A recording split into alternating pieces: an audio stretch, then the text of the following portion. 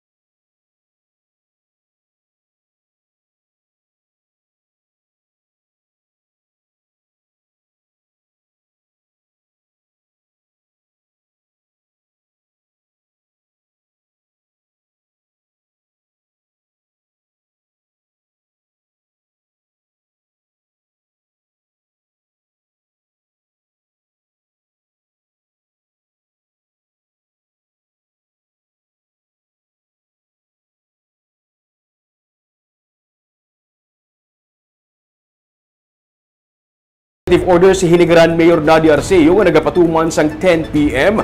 to 4 a.m. nga curfew sa Banwa. Hindi kasunod sa natabo nga pagsulod sa balay sang duha ka mga barangay kagawad nga Sanday Marciano Dizon kag Jose Froilan Yap sa barangay 1 sang 12 ka mga armado nga persona kag nagapangita sang election money sa EO ginsiling sang alkalde nga kinahanglan nga pangapinan ang kabuhi kag ipatuman ang kalinong sa Banwa.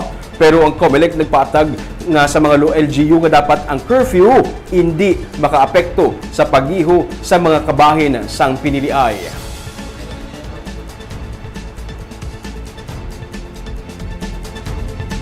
Alas 6 kayo sa ngaga, nagbukas na ang mga polling precincts sa tanan nga mga polling sa bilog nga Negros Occidental. Aton kamustahon ang sitwasyon subong sa mga pila sa mga polling precincts naton kaupod naton live gikan sa Barangay Tangob si Barbara Mijares. Barb, kamusta ang sitwasyon dira sa Barangay Tangob? Di ka gani nga school, Barb? School, Barb? School, Barb? Hi, Ming. School, Barb? Hi, Ming. Good morning, Barb. Hi, Ming. Good morning, Barb. Hi, Ming. Good morning, Barb. Hi, Ming. Good morning, Barb. Hi, Good morning, Ming. Barb. Hi, Ming. Okay, balikan tayo dugay-dugay si Barbara Mijares. Kagina nag-ara siya sa Barangay Tangob, naglibot na siya sa Barangay Tangob, gin-check ang sitwasyon dito kung bala may mga aberyana nga nagakatabo, pero so far sa aton nakuhaan nga may impormasyon sa iya may mga paper jam lang nga nagakatabo. Aton siya balikan dugay-dugay sa iya nga live update dito sa may Barangay Tangob, no. Kagabi pa lang may report na din sa Bacolod City nga yung vote buying nga nagakatabo sa kanila nga mga barangay. According sa COMELEC sa initial information nga nabaton, nag-range ang baklang isang boto sa 1,500 pesos tubtub 2,000 pesos. May iban ko ng lugar nga mag-report man sa COMELEC nga 5,000 pesos. Pero sanggit pakatuan sa pulis, negative na. Wala na dito mga ginaligar nga nagapatigayon sa vote buying. So, as of press time, siling sa COMELEC, wala pa sa minad-aresto, wala pa minadakpan atuhoy sa vote buying, but padayon ang ilang ginamonitor, ginabantayan nga mauntat o kung matap na ang nagakatabo nga vote buying. Bisan diin nga bahin sa aton nga probinsya. Pwede natin ko po natin live, subong, si Barbara Mijares Balikanta. Barb, kamusta ang sitwasyon dira subong sa imo nahamtangan sa Barangay Tangob? Sa Barangay Tangob. Sa Barangay Tangob. Sa Barangay Tangob. Barangay Tangob.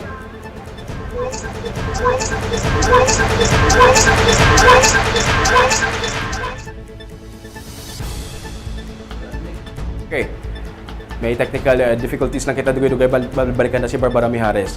Balikan ta ning itabo sa Hinigarano, last week lang gisulod sang 12 tanan ka mga armado nga mga persona ang balay sa duha ka mga barangay kagawad. Ang di mahangpan diri ko nga ginapangita iya sang mga armado nga persona ang ginasiling election money. According sa PNP, ini ang ginapangita sang mga nagsulod ng mga armado nga persona sa balay sang isa ka kagawad.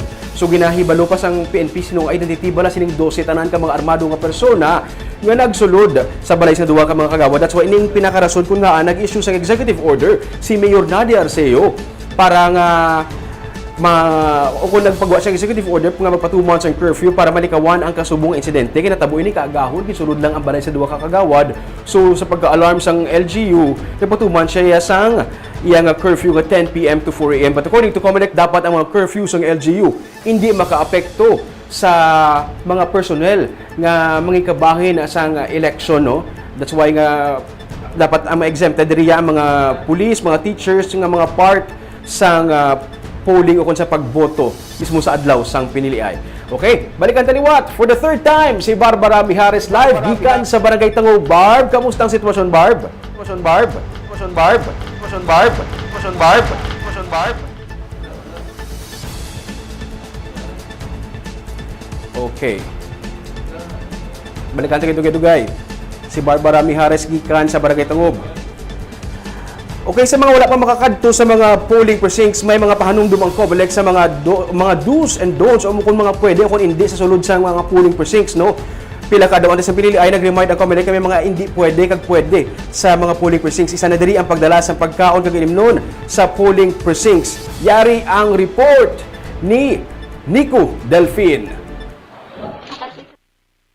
Wala na ginatugutan sang COMELEC ang pagpangampanya sa mga kandidato sumugod Mayo 8. Gani magluwas sa ginadumilian sila nga magsuksok sa mga campaign shirts kag accessories sa polling areas, hindi man sila pwede magtiner sa sulod kag malapit sa mga polling area sa adlaw sang piniliay sa Mayo 9. 45 days ka pangampanya, no?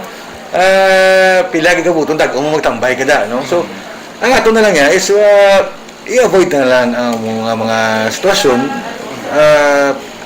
Let's make it no, as a candidate, let's make it our moral, no, obligation nga mag-cooperate kita, no, mag-avoid kita sa mga insidente nga mamalisahan pa. Pareho sa mga kandidato, ginadumilian man ang mga botante nga magsuksok sang campaign shirts kag accessories sa sulod sang polling places. Hindi pwede ang pagdala sang pagkaon kag ilimnon sa sulod sang polling precincts. Diba, si babasa ang atong balota, hindi na ka mag-issue ya sang bago na balota, no, kung basa na siya or nahigkuan na yung balota, no. So there is only one official ballot for each voter. So avoid na lang natin nga madala sa mga pagkaon sa sulod sang presinto. Dapat magsuksok sang face mask pero hindi pwede ang may ngalan o konlitrato nga sarang ma-identify sa kandidato. Pwede magdala sang kodigo ang mga botante para mangin madasig ang ila pagboto. Pero ginadumili ang pag-selfie sa polling precincts kag ang pagkuha sang litrato o kon video sang balota.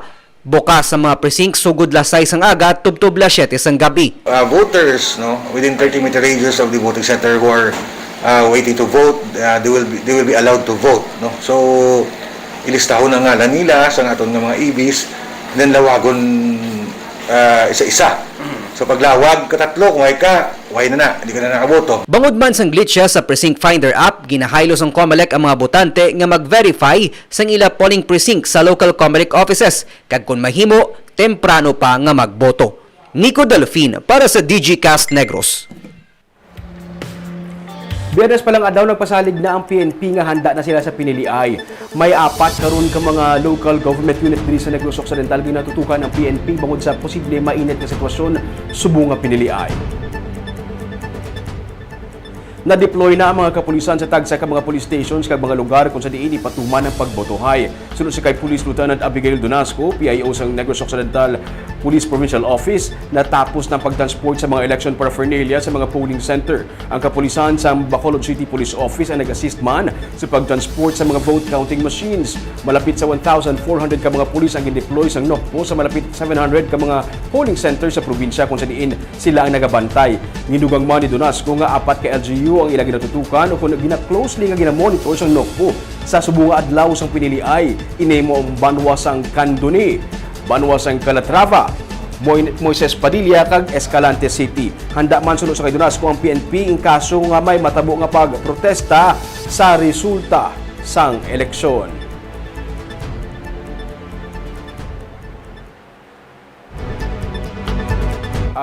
Inisa na ang mga possible areas kay natutukan sa karon may kabaton makita nga report, may nagsulod sa aton nga information nga ginamonitor sa karon siyang COMELEC ang may katabo dito sa may Escalante City kag sa Pulupandan nga may mga barikada.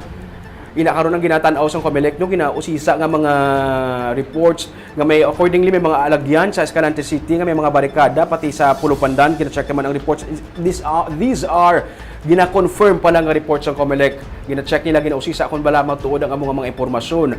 Isa ang ginapaabot kita nato nga sa 5th district sang Negros Occidental, isa sa mga ang district nga may pinakamainit nga inaway sa mga politika sa Himamaylan City, sa Binalbagan, sa Moises Padilla, sa La Castellana, kag sa Isabela. Okay? Updan nyo kami, update nyo kami, basta may mga rakamo dira sa mga gakatabo sa inyong lugar, no, sa inyong banwa o konsyudad. Please send us photos or videos sa mga hitabo dira sa inyong lugar para mapangapinan ta or mabantayan ta ang aton nga boto. Basta bala may mga unusual nga kakatabo dira sa inyo, please send us videos, buligan ta tanan-tanan nga mapiho nga ma-secure ta ang aton nga mga votes. Okay? Pwede ta na mabalikan si Barbara Mijares. Kapo na live. Hindi ka na live. Si Barbara Mijares.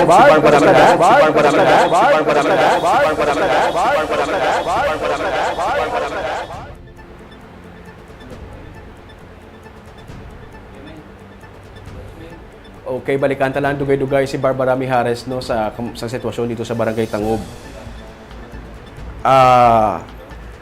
Within the days, padayon kami nga maghahatag sa inyo sa mga updates, sa mga kakatabo sa aton nga adlaw sa pinili ay subong nga adlaw.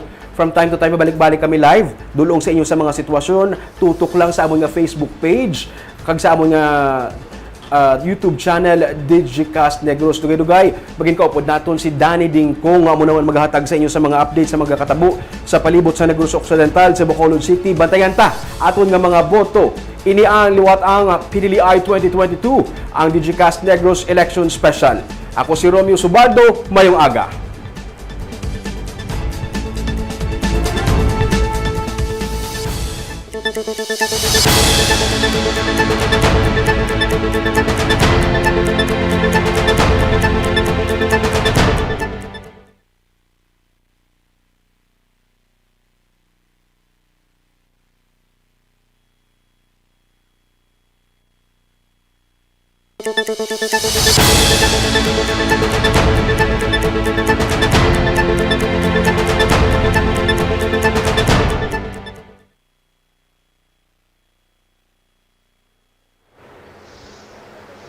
Diyos ko, parang balda-balda.